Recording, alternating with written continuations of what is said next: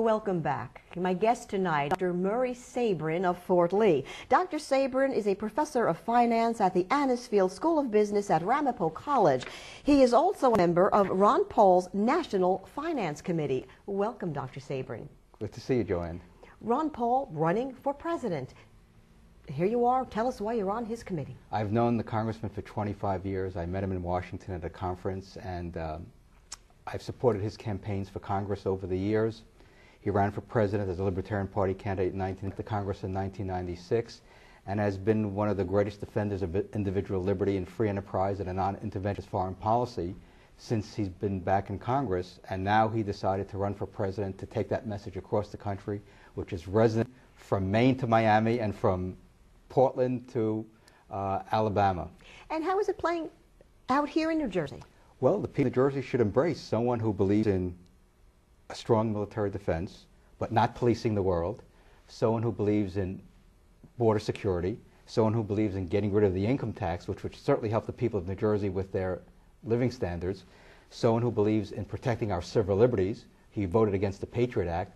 So the people of New Jersey want us out of Iraq. He didn't vote for the war. He voted against the Patriot Act.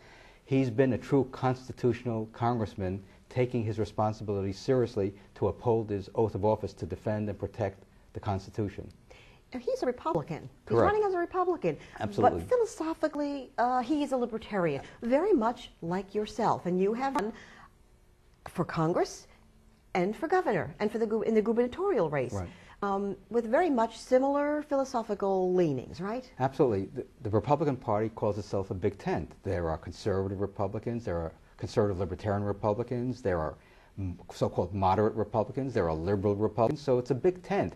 But the basic premise should be, get government off our backs. That's what Ronald Reagan won the presidency on in 1980, and Ron Paul believes the same thing. In fact, Ron Paul endorsed Reagan for president in 1976, one of only 4 congressmen to do so, and then he supported him very enthusiastically in 1980. So Ron, from the beginning, 30 years, candidates who believe in limited government, with all these promises of these entitlement programs for the next 40, 50 years, don't understand the money issue better than anyone else. Our dollar is collapsing overseas. Ron Paul wants to strengthen the dollar so our dollar can buy more overseas. Right now, to go to Europe is a fortune for the average person because of the decline of the dollar versus the euro. Before we run out of time, you yourself are possibly considering a run for the United States Senate? Well, over the last month, several people have contacted me who've supported me in the past, new people I've met through the Ron Paul campaign, and said everything that I've been talking about for the last 30 years in terms of a strong economy with limited, maybe now's the time for you to be a U.S. Senate candidate again. So I'm taking that under advisement, speaking to my wife and some other people about it, and I'll make a decision by the middle of January. And you would run, if you do decide to run, as? A Republican.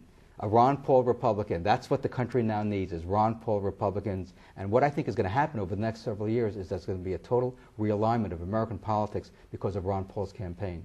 When you make that announcement, please, of course, you'll let us know. I certainly will, Joanne. Dr. Murray Sabrin, thank you so much for joining us. Well, thank you for inviting me.